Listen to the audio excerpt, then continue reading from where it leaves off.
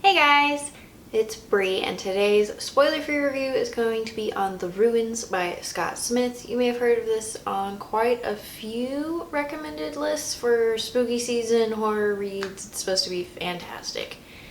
I don't necessarily agree with that, but it follows 4 American college-age students. They just graduated. They're going on their last vacation together before they all start their next steps in their lives. So our main characters are Amy, Stacy, Eric, and Jeff. Amy and Jeff are in a relationship. Stacy and Eric are in a relationship. They are all, just like I said, graduate college. They are on a vacation. While in Mexico, they meet up with a German traveler named Matthias, as well as 3 Greek travelers that don't speak English and they don't know their names. They call the one that ends up being in the story the most Pedro. They find out later that's not his name at all. So what happens is Matthias is there with his younger brother who goes missing. He chases after an archaeology student. He wants to date her, goes off to her site, isn't heard from again. So Matthias asks for help finding his brother so they can get on the plane, go back to Germany. The 4 Americans all agree, mostly because Jeff says so. He ends up being the bossier character, and Pedro tags along, leaving a note for his friends after they mime back and forth about what they're doing.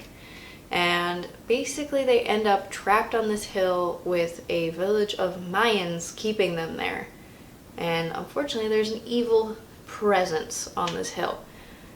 I was hoping for a creepy, kind of scary book. I ended up fairly bored.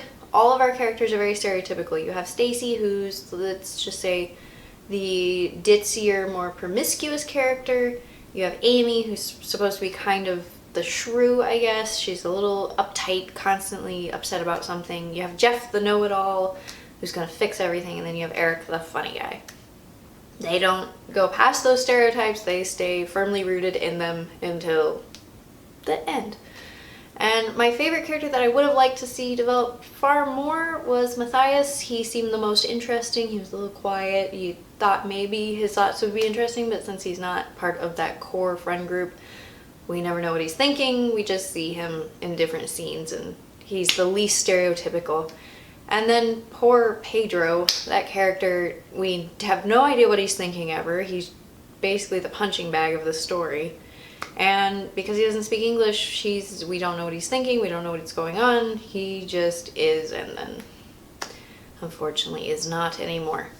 So it's a little bit of a letdown, personally. It is readable. You can get through the story. I think the Kindle edition was around 500 pages. I was able to get through it in a few days. Mostly I was just reading to see, does it get better? And there never really is a point. It just is what it is. There's no resolution, and the cycle of horror continues, which the horror aspect isn't even that scary. It's got a creepy element to it if you can picture yourself there in that scenario, but did it leave me with bad dreams? Did it freak me out? Did I have to sleep with the lights on? No, it's not that scary at all. But if you're looking for something that's maybe a little spooky and you're not into super scary books, maybe check this one out. If you're more of a real horror fan, probably not. I just didn't enjoy it. I gave it 2 stars because I was able to get through it, but I didn't particularly like it. So, let me know what you think if you've read it, and happy reading, guys.